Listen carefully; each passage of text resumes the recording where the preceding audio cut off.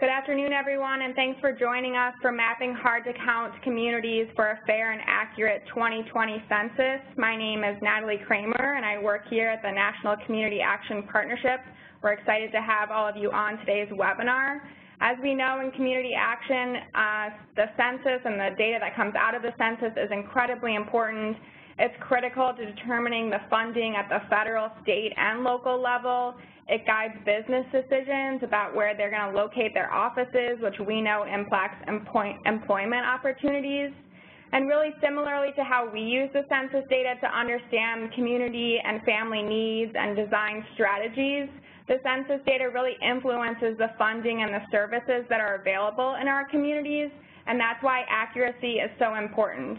So we're excited today to talk about how our network can help make sure that there's an accurate census in 2020 by really encouraging our customers to respond to the census, to really dispel any fear and anxiety that is built up around responding to the census. And then really because of our access to these hard-to-count communities and our relationship with them, we're really in a key position to be assisting in this effort. So today's tool is really going to talk about how we can use this in our outreach and advocacy and community action. So I'm really pleased to have with us Steve Romoleski from the City University of New York, who's going to be leading today's workshop and talking about the tool that he's helped develop and disseminate. So with that, I will turn it over to Stephen. Thank you very much. Glad to be here. I hope you all get a lot out of this. It's, as Natalie mentioned, an incredibly important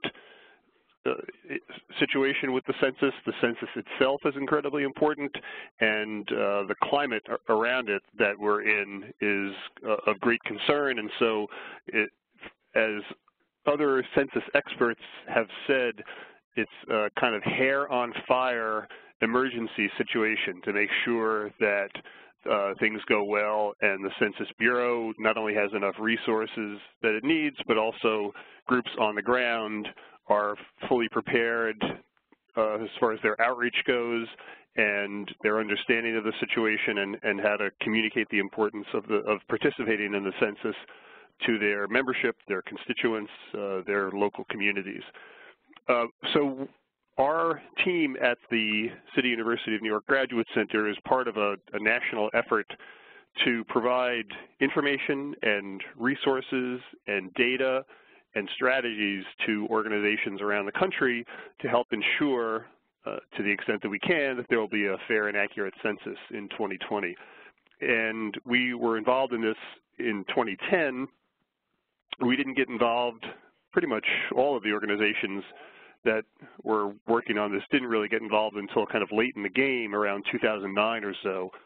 Excuse me. And this time around, though, organizations are involved much earlier, which is really good because even though the census itself isn't for another 2 years, planning is happening now. The Census Bureau is gearing up to put their operations into play. And as you know, there's a lot of controversy surrounding issues such as whether a citizenship question will be added to the decennial census form. And so it's really important that this information be made available now and people start talking about it and planning out how they'll get involved as it leads up to 2020. So the application that I'm going to talk about, the online map that our team has developed, as I mentioned, is a part of a suite of tools and resources and data sets that organizations have made available. And I'll talk about some of those towards the end. But the reason that we have developed this interactive map, and I'll go to the next slide, is to provide information at a very local level, but also regionally to organizations so that you understand which areas, which communities, which populations might be especially hard to count during the census, and so that you're armed with that information so you can focus your activities, you can prioritize which communities to go to and how to craft your messages. I should point out that the involvement and the effort by trusted partner organizations, so groups on the ground not the Census Bureau itself, although the Census Bureau certainly will have a big advertising and messaging and outreach campaign that it will be initiating, but groups that are local, that local residents trust and know. It's really critically important for them to be working with the Census Bureau to get the word out about the importance of filling out the census form, sending it back to the Census Bureau so someone doesn't come to your door and ask you the questions in person, and ensuring that there's a fair and accurate count that way. So before I get to the map itself, let me just explain for a moment what we mean by hard to count communities. So the slide shows or talks about how the census enumeration happens. So it's really in two phases. One is the Census Bureau will mail a mailing to virtually every household in the country. For most people, for most households, that mailing will have some background about the census and a link that you can use to go online because the Census Bureau in 2020 for the first time is urging as many households as possible to fill out their census questionnaire online. So they'll have a link that you can use to do that. Other people will get the actual paper questionnaire and will be asked to mail it back to the census if the Census Bureau expects that the community that you're in doesn't have good internet access. And everyone will have the opportunity to mail back a form, a printed form, if you don't want to or aren't able to for some reason go online and fill out the form that way. That so-called self-response phase is where the Census Bureau hopes most households will respond, and that's where the most accurate and complete population data is received by the Census Bureau. But the Census Bureau's charge is to count everyone, to count every household and every person living in every household in the country where they are on April 1st. So the second phase is called the so-called non-response follow-up phase. So if you don't, for whatever reason, fill out your form, whether it's online or on paper and you mail it back, the Census Bureau still needs to count you. And so they hire literally hundreds of thousands of people to go door to door, household to household, and ask you to fill out the census questionnaire there and then. Excuse me. That process is very expensive, it's very complex, and it, as you might imagine, it raises concerns about privacy and someone from the government coming to knock on your door and ask you what you might think are very private, personal questions. And that's where that phase is the greatest risk that people will be missed and the count will be inaccurate. And as you'll see from the map in a second, based on the shares of households that mailed back their form in 2010, the effort required for this non-response follow-up phase is uneven across the country. So you can see, excuse me, the map here. So this is the online map that we've developed. It's at censushardtocountmaps2020.us, and you can see the URL at the top of the slide. And the areas that are color shaded on the map from yellow to dark red are census tracts where in 2010 they had the greatest share of households that didn't mail back their forms. In 2010 there was no internet option, you could just mail back the form. And so these are the worst 20% of the tracts nationwide that had a low, what's called a mail return rate.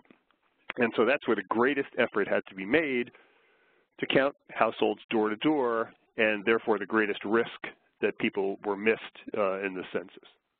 And so this is a nationwide view, and so you can see that there seems to be a good concentration of hard-to-count tracts in Texas along the Mexico border, in New Mexico and Oklahoma and some of these southern states.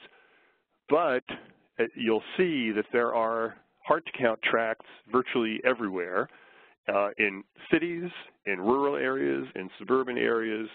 And it's important to know that there were very few tracts and almost no communities or counties where everyone mailed back their forms. So in almost all places, at least some effort needed to be made by the Bureau to go door to door and collect the information manually.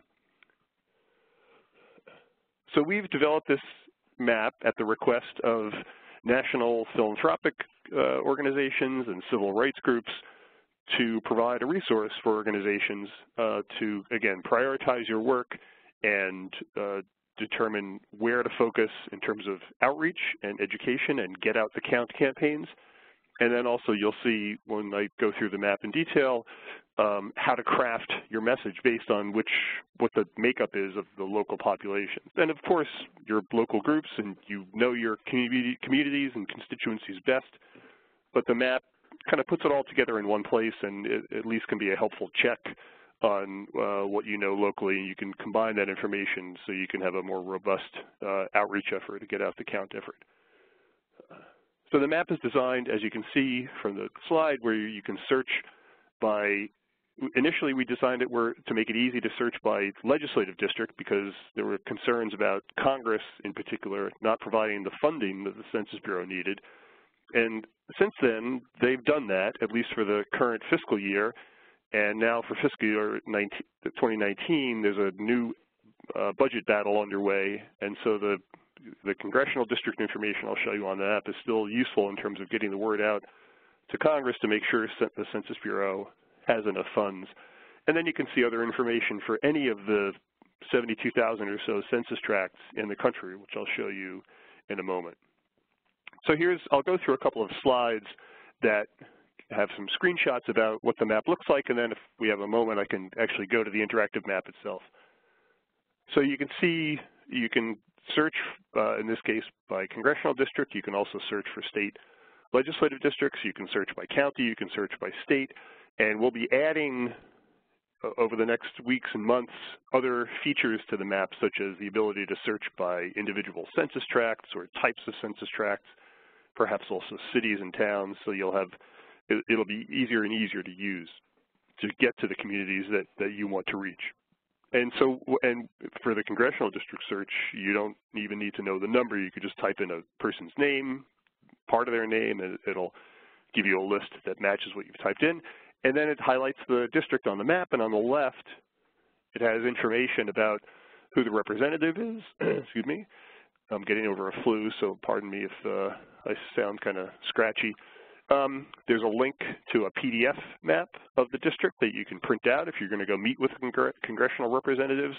And then it has some information about the hard-to-count population in that district. And then you can see on the map itself that because it's zoomed in a little bit more than the nationwide view that we were just looking at, you can see some tracts that you probably didn't see at the nationwide level start to show up about where some of the local concentrations are of hard-to-count communities.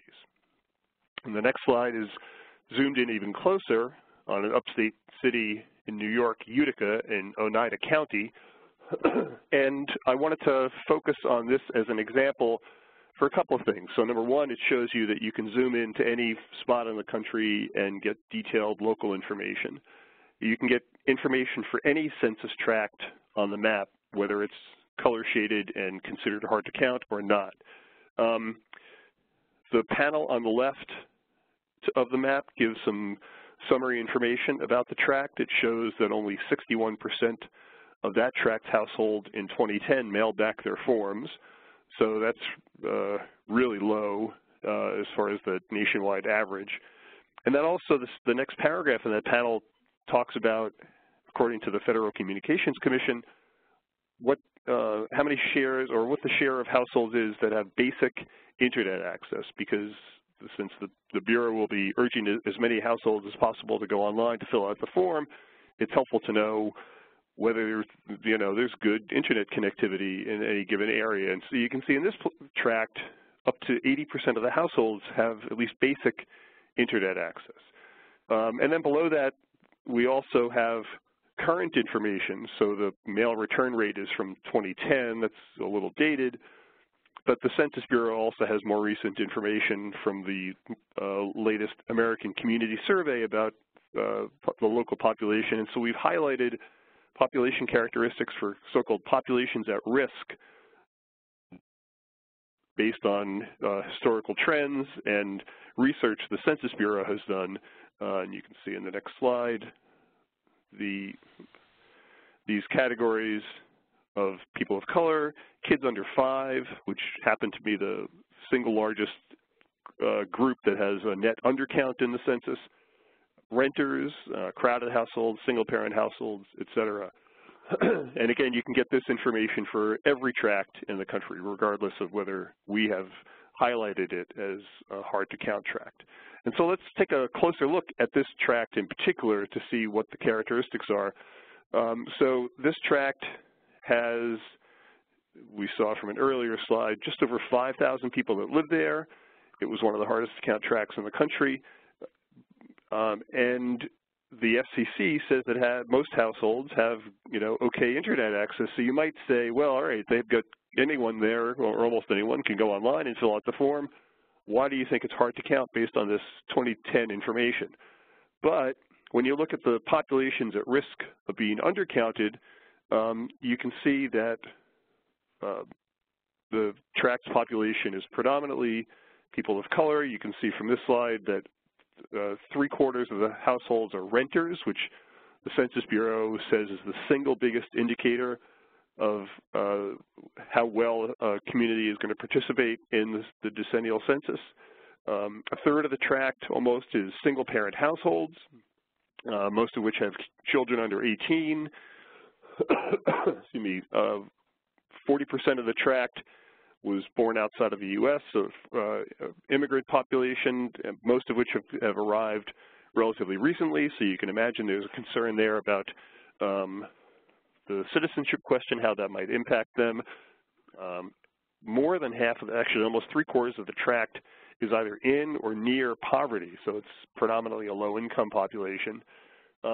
And also 20% or so, just under 20% of the tract's households have limited English proficiency, so they have a challenge speaking English as the first language, and you can see that of that group, they speak a mix of different languages, so it's a concern about will people adequately will enough households adequately understand not only the form, but also where the form says you have to go online and all that. So it's a concern. And so this is a census tract. Slip in here. Sorry, let me go back. This is a census tract that obviously needs to be fully counted. It really represents, in a lot of ways, the diversity of our country and writ small, and it needs to be fully counted. But the population in this tract, they have a lot of other priorities, day-to-day priorities, single-parent households, renters, a lot of people not speaking English as their first language, that, those priorities might not include or it might be too challenging to fill out the census questionnaire. And so even though this tract has adequate or seems to have adequate internet access, there are still a lot of challenges and obstacles to this tract fully participating in the census, at least during the self-response phase, and potentially also during the non-response follow-up phase when Census Bureau enumerators come knocking on everyone's door there. So it really represents an example of why we really need trusted partners to get out there with their messaging. And you can see for a tract like this, you can think about how you might want to tailor your messaging. There are there's a mix of languages being spoken. There's renters as opposed to homeowners, low-income populations. So you can think about how you want to craft the message about the importance of the census and responding to the census. And again, you could use this information for any tract. You can access this information via this hard-to-count map online for any tract in the country. We'll go to, I think we have a moment to go to an example of how the map works in real time. And let's take a look just for a moment also at some links to other resources that are available to organizations that have been funded by these national and local and regional grant makers and civil rights groups and the like. So the Leadership Conference on Civil and Human Rights is one of the main groups that's coordinating the effort, and their website, civilrights.org/census. They have a wealth of information of fact sheets and tables and data about the importance of the census for different populations at risk of being undercounted, fact sheets on the concerns about the citizenship question. They have a link to this counting for dollars analysis that was developed that shows the extensive amount of federal dollars that then flow to states and localities that rely on census data, accurate census data. $600 billion or so annually, according to the latest estimates, are from federal programs that need accurate census data in order to allocate those funds representatively throughout the country. And so there's information there, and then a number of other white papers. The Census Project is another organization that's doing a lot of work on the policy area and reaching out to congressional representatives. So if you are meeting with congressional representatives or plan to, or even local legislators, the Census Project has a wealth of information. NALEO, the National Association of Latino Elected Officials, is one of the main groups, not the only, but one of the main groups that's focusing on the census from the perspective of populations of color.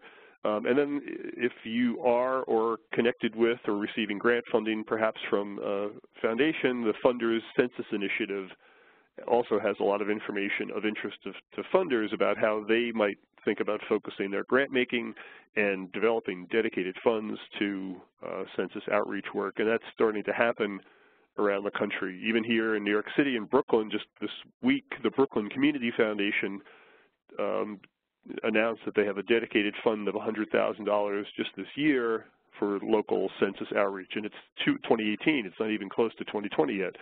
So that type of thing is happening, and so you can use that link for more information. So let's see if I can share.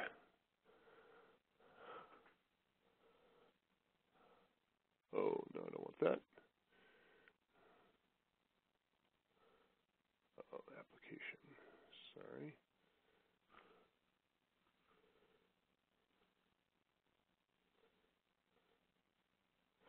So hopefully everyone can see the interactive map itself. And so you can get a sense of how easy it is to zoom to any part of the country. If you just start typing in the search box for state, county, or congressional district, it automatically shows a list, and you could either just type in your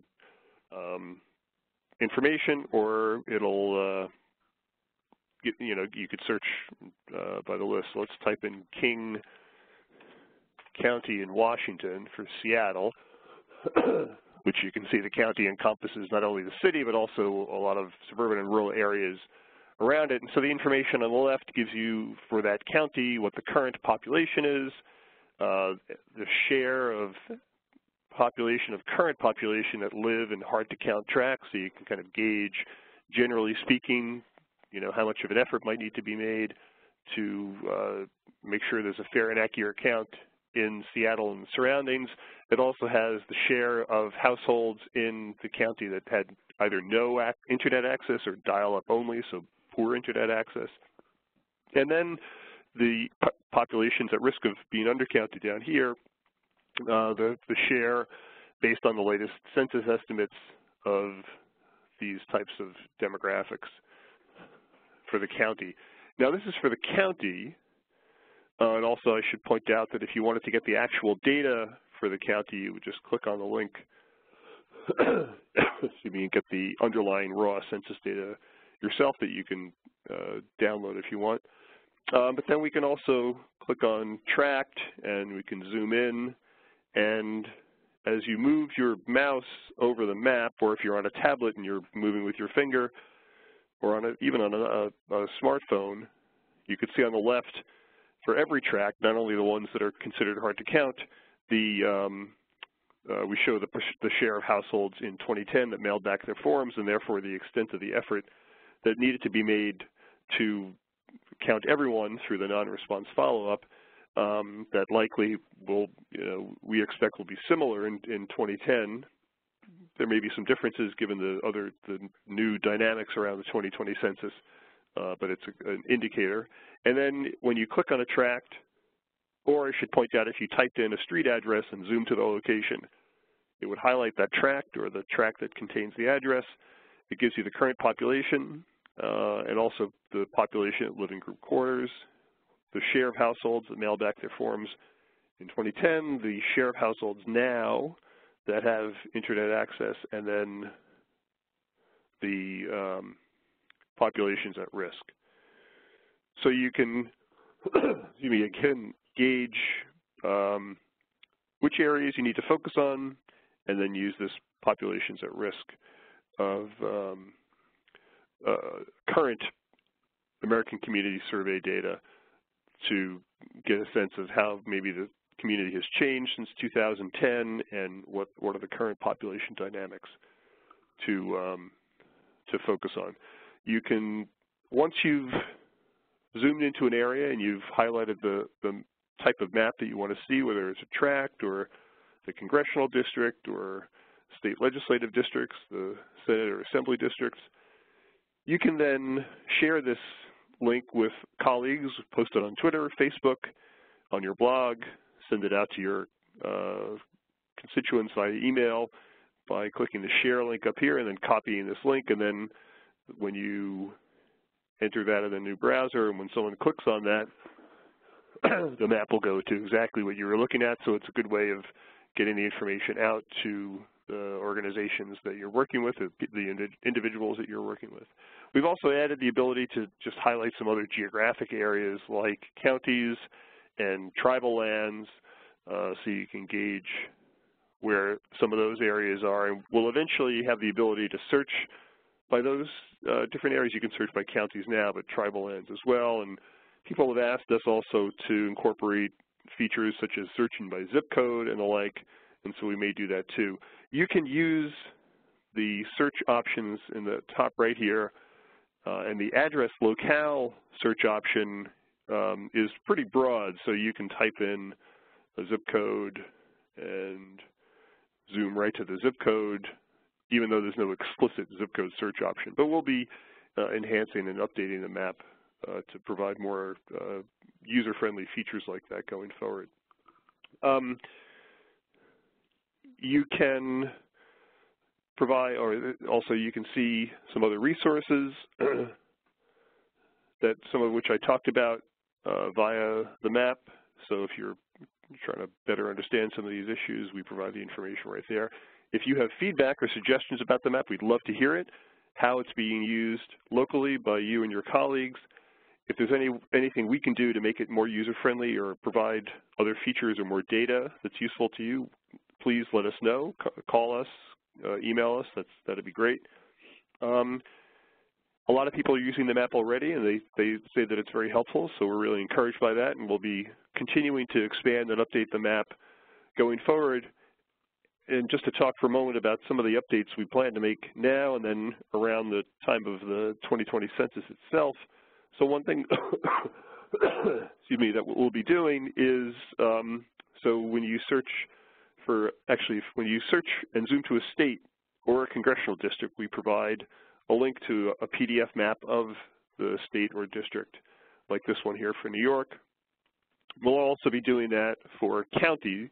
So when you search for a county or zoom into a county and click on the map, we'll provide not only a link to a map of the county, but highlighting all of the tracts on the map, labeling them each with a number, and then also giving you a link to download a computer mapping or GIS file of the tract boundaries and an Excel file that contains all of the information that you can see on the map.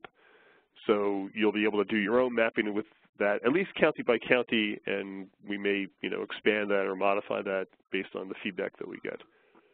And then as we get closer to 2020, we expect to be adding other types of information to the map of help to organizations planning their get out the count efforts, such as where public libraries are located, because there'll be areas where you can, access the internet locally if you don't have it in your household for whatever reason, and potentially other community resources and assets that you can use in your organizing efforts and outreach efforts.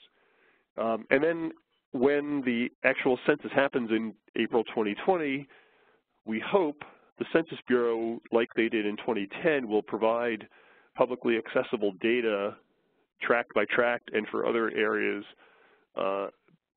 to indicate almost in real time how we're doing in terms of people self-responding to the census, either mailing back or submitting their information online.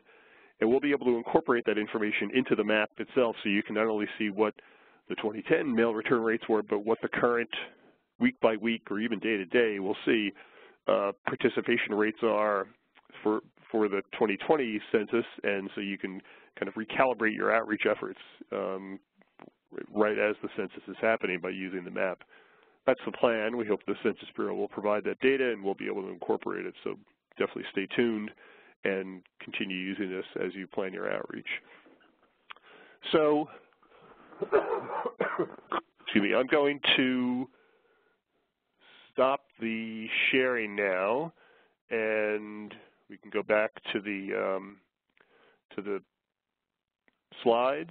And I guess if people have questions or would like me to clarify anything or point out specific examples on the map that you would like to see, I'm happy to do that.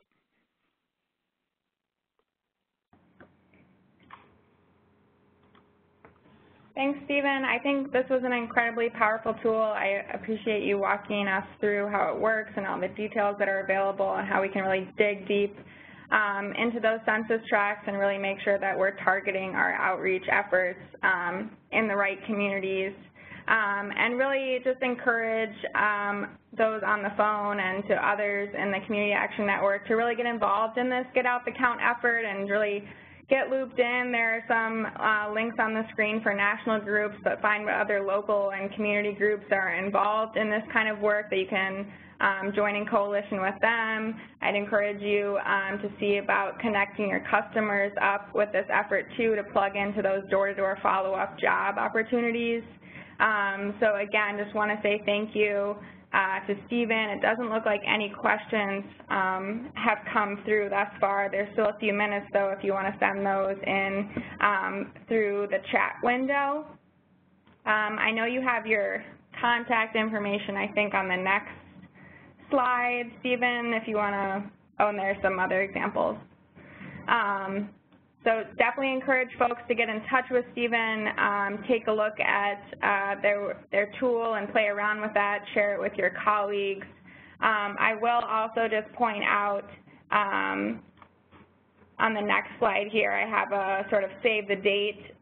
There is going to be a panel presentation at our 2018 Community Action Partnership annual convention this year, taking place in Denver, that really dives deeper into this tool. It's going to be a panel presentation with a few other folks in addition to Stephen, really talking about the importance of the census, how the Community Action Network can get involved, really in getting out the count and outreach and education and advocacy around this really important issue. So I would encourage you to check out our website, register for the annual convention today, and make sure that you've selected that you want to attend this workshop. I don't think we have the specific time block sorted out yet, but it will be taking place this year during that week of August, the last week in August in Denver. So with that, Stephen, I don't know if you have any other closing remarks. I think we're all set. Again, unless people have questions, I think we covered a lot of ground and hopefully provided a lot of useful information. Definitely, definitely. Well, thank you so much for your time. I'll make sure to share out the slides and the recording and your contact information so folks can get in touch with you as well, and look forward to seeing you in Denver. So thanks so much. Thanks.